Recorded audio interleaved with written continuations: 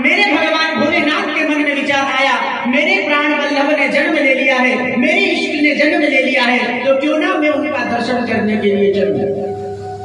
तो भोलेनाथ दर्शन करने की लालसा लगा करके अपने स्वामी से मिलने के लिए मन में यह भाव जगा करके अपना श्रृंगार करने के लिए उसी राख को अपने तन पर लिपेट करके भस्म धारण कर करके अपना श्रृंगार किया।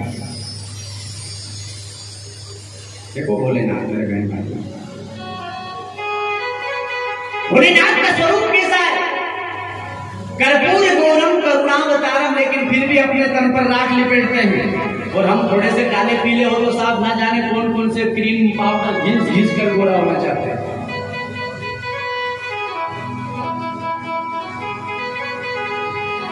भगवान भोलेनाथ अपना स्वरूप भगवान के दर्शन के लिए बना रहे मेरे बहन भाइयों। अपने तन पर राख लिपेटी है, बाघम पर लिपेटा है, सांप बिच्छू लटका लिए हैं, कानों में कुंडल पहन लिए हैं, जटाजूट बना दिया है और हाथ में डमरू त्रिशूल लेकर के भगवान मिलने चले।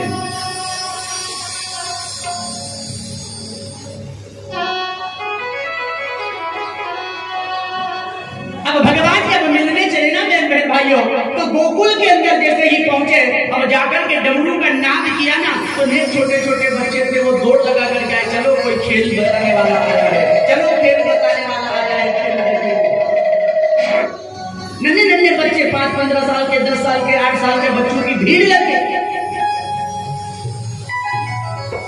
बाबा नंद भवन की ओर चले जा रहे हैं, नन्हे नन्हे बच्चे पीछे पीछे चले जा रहे हैं और नंद बाबा के द्वार पर जाकर के भोलेनाथ ने अपना शंख, अपना डमरू बजाना प्रारंभ किया।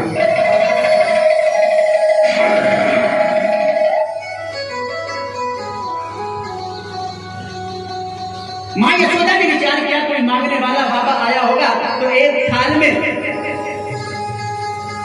अपने बेटे के जन्म में बड़ी प्रसन्नता थी ना, खुश थी ना, विचार किया बाबा आया होगा कोई, तो एक थाल में हीरे मोती जवाहरात लेकर के मां द्वार पर आई।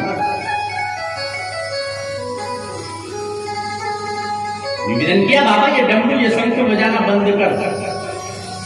बाबा ने मत शंख बजावे पूजो थारा पाव रे,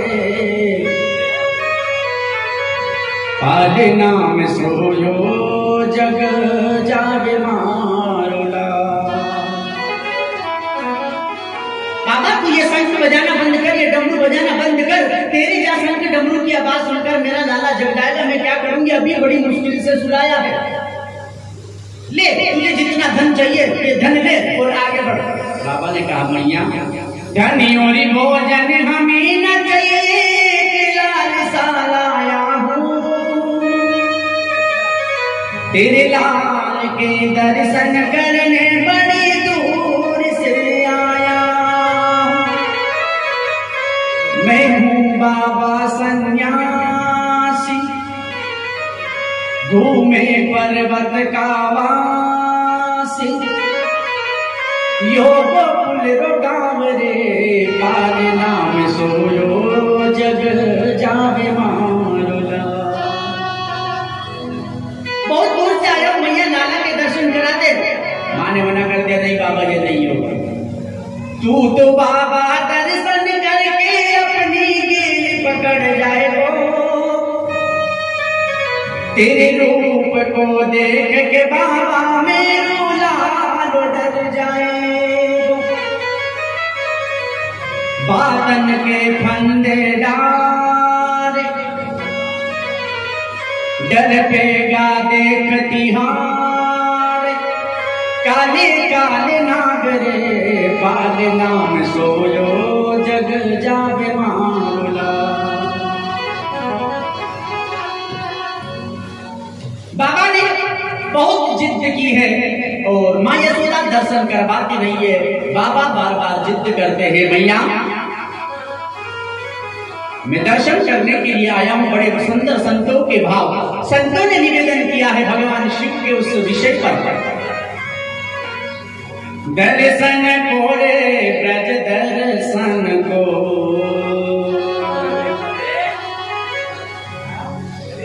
भोलेनाथ चले रे ब्रजधाम, मेरे नंद जू के दर्शन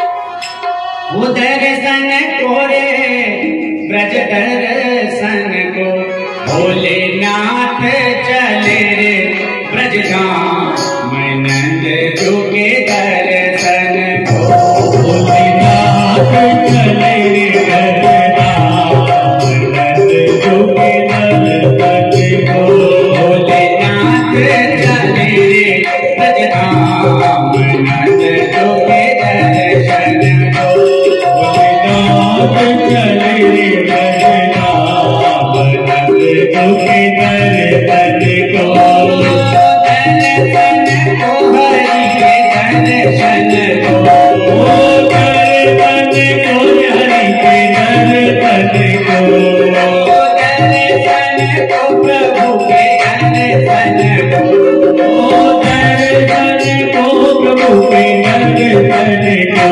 भोलेनाथ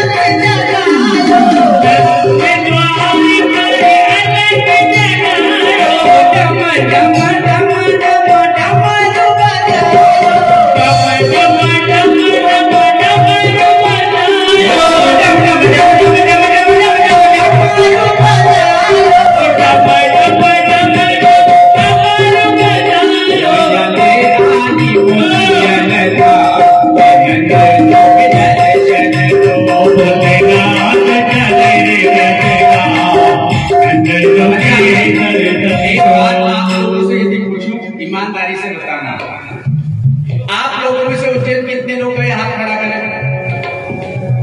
लगभग सभी उज्जैन गए ही होंगे। आप लोग उज्जैन में शिप्रा नदी में गोता भी लगा करके आए होंगे। उज्जैन गए तो शिप्रा में तो बोले नहीं सकते, तो शिप्रा में भी आप लोगों ने गोता लगाया होगा। लेकिन शिप्रा में स्नान करने के बाद आपने देखा होगा एक व्यक्ति वहां बैठा रहता है, देखा होगा, लेकिन आप लोगों को ध्यान नहीं है। आप शिप्रा से स्नान कर कपड़े पहन करके निकले तो वही शिप्रा के तट पर एक व्यक्ति बैठा है जिसके यहाँ से हाथ नहीं है। बेचारा हाथ नहीं है, अनुमान लगाया उसके हाथ क्यों नहीं है। हो ना हो उसने अगले जन्म में भगवान के भजनों में ताली नहीं बजाई तो भगवान ने हाथ नहीं दिए, ले आप क्या करेगा। तो आपको तो भगवान ने राधे राधे हरि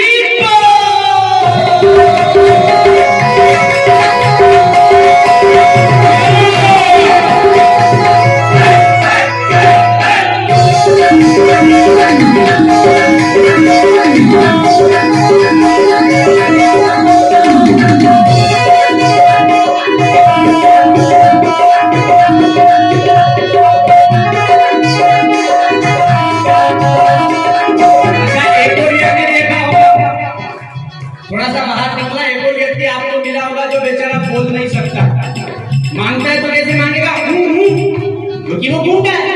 काहे के लिए गूंगा हो ना हो उसने अगले जन्म में भगवान का भजन नहीं गाया तो भगवान ने आवाज वाली बटन बंद कर दी, अब क्या गाएगा। तो हमें तो भगवान ने आवाज में दी और हाथ में दिया, इसलिए गाना और बोलना चाहिए। क्या कहना चाहिए, भोलेनाथ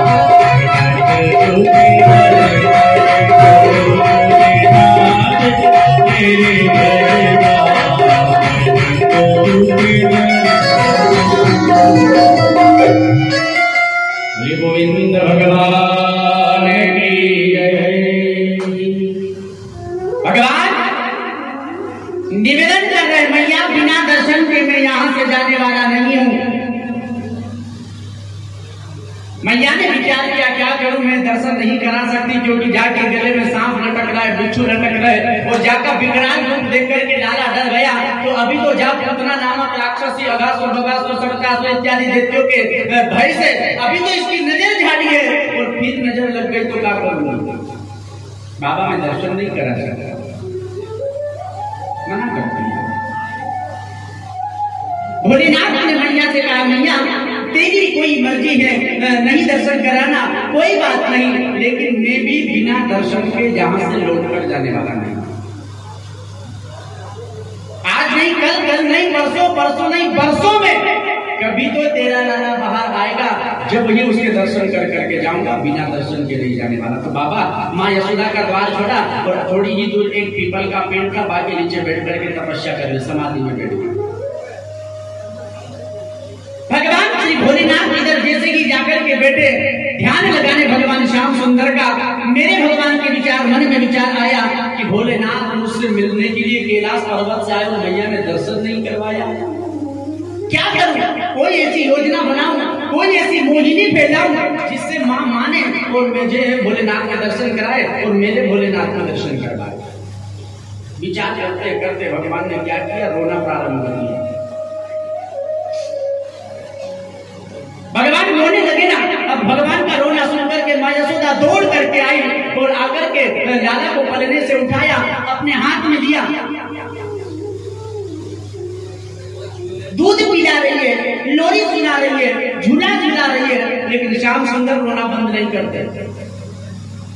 अब आस पड़ोस में रहने वाली जो सखिया थी ना, उन्होंने जब कृष्ण का रोना सुना, लाला का रोना सुना, दौड़ करके आ गए। अरे क्या हुआ, कृष्ण क्यों रो रहा है, लाला क्यों रो रहा है? एक ने कहा मैं इसे जब से चुप करवा रही हूँ, लेकिन क्या हुआ, एक बाबा आया था, लाला के दर्शन की जिद कर रहा था, मैंने उसे दर्शन नहीं करवाए और जब से वो बाबा गया है तब से ये रो रहा है। एक ने कहा फिर तो यशोदा इसे किसी उस बाबा ने जरूर जादू टोना कर दिया, नजर लगा दिया। कोई ओगड़ी था? बोले हाँ ओगड़ी था, सांप बिच्छू लटका रखे थे। जब तो जरूर उसने नजर लगा दिया यशोदा। इतने में एक ने कहा तू ऐसा कर, जा ज्यादा दूर नहीं गया होगा, उसे बुला लिया। गोपी दौड़ करके पहुंची है और पीपल के पेड़ के नीचे भगवान भोलेनाथ कृष्ण का स्मरण कर रहे हैं। ये गोपी पहुंची, बाबा के बगल में खड़ी। बाबा थोड़ी देर में अब आंख खोले, लेकिन बाबा क्या आंख खोले? बीते वर्ष सहस्त्र 87, जो 87,000 साल तक तपस्या करता हो, वो भला गोपी की कैसे आंख खोले? ध्यान में बैठे हैं श्याम सुंदर के बाबा। ए बाबा, गोपी ने विचार किया ये ऐसे आंख नहीं खोलेगा। बाबा तुम अभी यशोदा के महल से आ रहे हो, श्याम सुंदर तुम्हें याद करता है। इतना कहते ही बाबा ने फट अपनी आंख खोली। क्या बोली? बाबा तुम अभी यशोदा के महल गए थे? बोले हाँ गया था, लेकिन यशोदा ने मुझे लाला का दर्शन नहीं करवाया। बाबा फिर तुम्हें यशोदा बुला रही है, चलो हमारे साथ। बोले नहीं, उसने जब जेल नहीं चढ़ने दी, अंदर नहीं आने दिया, वो क्या मुझे बुला रही होगी? बोले बाबा सुनो, सच कह रही है। चल रे योगी नंद भवन में, तुम्हें मात यशोदा बुलाए,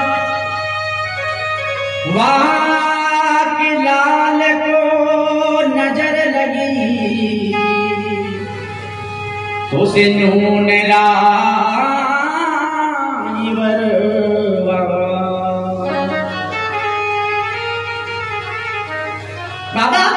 लाला को किसी की नजर लग गई है। तू यदि जादू टोना जानता है तो तू चल क्या चुढ़ाड़ा फूकी कर देना, उसके लाला को किसी की नजर लग गई है। यदि गोपी कहते कि तेरी नजर लग गई है तो बाबा जाता हो तो नहीं जाता, तो किसी की नजर लग गई, तुझे यशोदा ने बुलाया है। बाबा फट अपना दंड कमंडल लिया और जल्दी गोपी के साथ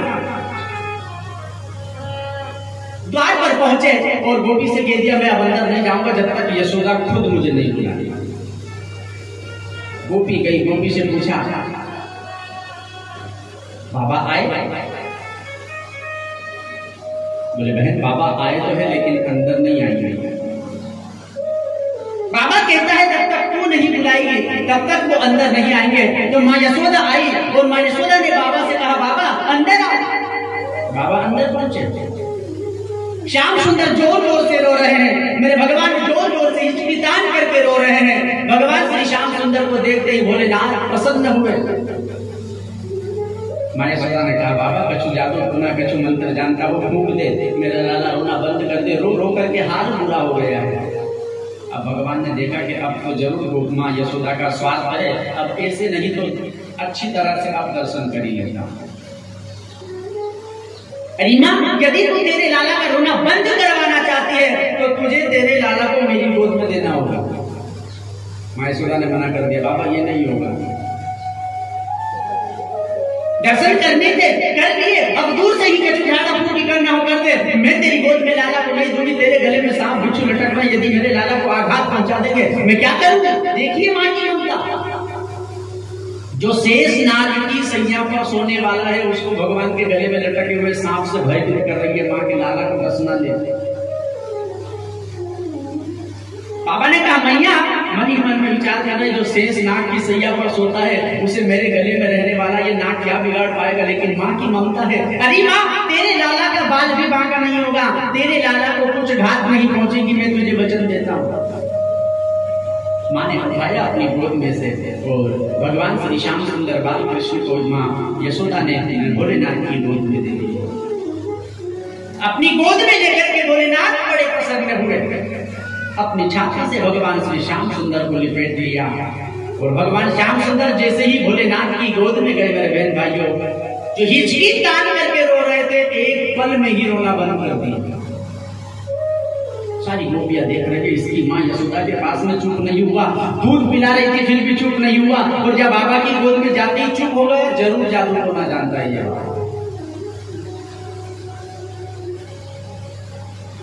माँ यशोदा कहने लगी बाबा रे रे रे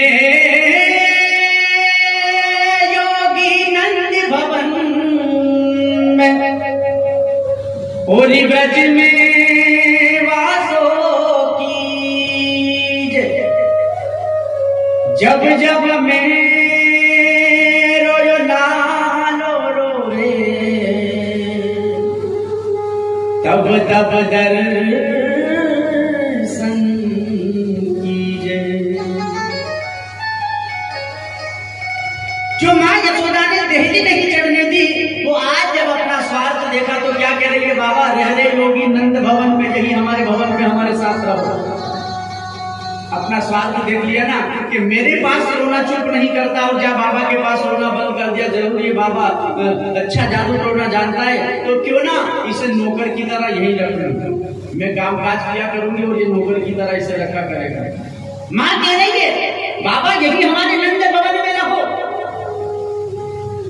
और यदि हमारे गृहस्थ परिवार में ना रह सको ना बाबा, तो ब्रज में वासो कीजे, और हमारे यदि गोकुल में कहीं तेरी टपड़ियां बना ले, तेरी कुटिया बना ले, यही वास कर। और जब जब मेरो लालो रोवे तू तब तब दर्शन की, और जब मेरा लाला रोए ना तो तू तेरे दर्शन इसे करवा दिया कर और इसके दर्शन तू कर लिया कर, सो तू यही ब्रज में रहे। देखिए माँ यशोदा मेरे बहन भाई, नकली पूतना आई थी, पहचान नहीं पाई, बिना सवाल किए बिना बात किए अंदर आने दिया और भगवान को बिना मांगे गोद में दे दिया।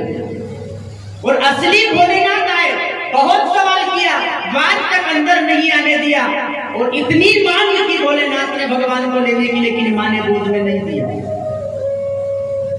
तो विचार करो, जब माँ भगवान कृष्ण की माँ यशोदा का मन डगमगा गया तो हम तो साधारण से प्राणी हैं, हमारा भी यही हाल है।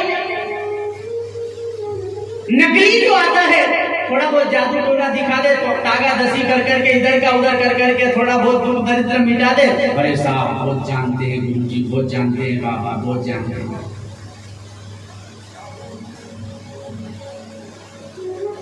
और सच्चों की पहचान नहीं होती है। सच्चा यदि आए ना तो उस पर विश्वास नहीं होता, अरे लूट करके ले जाने आया होगा, अरे ढोंग करता होगा, अरे ये तो जादू टोना बताने वाला होगा, विश्वास नहीं होता है। और मेरे बहन भाइयों में निवेदन करूं, आजकल ऐसे लोग बहुत फिरते हैं। आप आप लोग तो ज्यादा नहीं, लेकिन मेरी माताएं बहुत जल्दी झांसे में आ जाती हैं। अधिकतर काम मैयाओं से पड़ता है, घर पर माई रहती है। अब बाबा कोई भी ऐसा आया लूटपाट करने वाला, अब उसे लूटपाट करने से पहले 2-4 जादू टोना सीखना पड़ता है। घर पर आया, गांव में आया, और गांव में आकर के गली गली में भिक्षा भर्ती के लिए, गली गली में मांगने के लिए निकला। अब विचार किया बहुत बड़ा अच्छा भवन है, बहुत रुपए पैसे वाली दीप्ति है, तो मैया लेकर के आई। लेकर के थाली में जैसे ही उसने उसके पात्र में डालने लगी, इतने में अरे माँ, तेरे मस्तिष्क की रेखा तो बतला रही है कि तेरे ऊपर एक घात आने वाली है।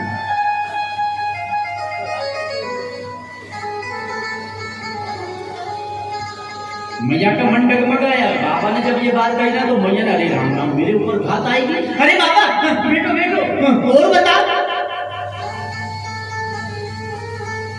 अरे मैया, हाथ पर हाथ में लिया। अरे तेरे भाग्य की रेखा, तेरा हाथ बता रहा है कि तेरे यहाँ पर धन की बहुत कमी रहती है। खेत में क्या है, खले में क्या है, घर में क्या है, और बेचने जाओ तो क्या है, ये किसके साथ नहीं होता।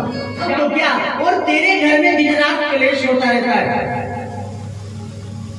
अब भला जिस घर में 5 बर्तन है, 7 बर्तन तो बजेगा। हाथ में 4 चूड़ी है और हाथ इधर उधर होगा तो चूड़िया तो बजेगी। किस घर में नहीं होता। अब माँ विचार करती है, बाबा बहुत सच कह रहा है, ये सब साथ मेरे साथ में घटना घट रही है। अरे तेरे पति के ऊपर आगे चल करके कोई घात आने वाली है। ये बात जब कही ना, तो पत्नी विचार करती है, वो बहन विचार करती है, मेरे पति के ऊपर घात भले आए या ना आए, बाबा क्या करना होगा। बोले तू ऐसा कर, मैं तेरे पति के नाम से जप करूंगा, जिससे उसकी घात खत्म हो जाएगी, उसके ऊपर आने वाली वो बला टल जाएगी। तू संकल्प ले ले, और संकल्प लेकर के 15,000 रुपये मुझे दे दे, मुझे जप करना होगा जाकर। अब माँ अपने पति के ऊपर आने वाली विपत्ति का विनाश करने के लिए सब संकट सहन कर लेती है। अब पैसे नहीं भी होना तो भी रोज पति की जेब में से 100 रुपये निकाल करके जो इकट्ठे किए ना, देना पड़ता है। अब बाबा 15,000 रुपये, 20,000 रुपये लिए, और 1, 2, 3, 4 कौन सा जप ने कौन सा अनुष्ठान। तो मेरे बहन भाइयों में निवेदन करूं, ऐसे लोग बहुत फिरते हैं, उन लोगों पर हमें विश्वास होता है, लेकिन जो सच्चा होता है उसके ऊपर हमें सहज में विश्वास नहीं होता है।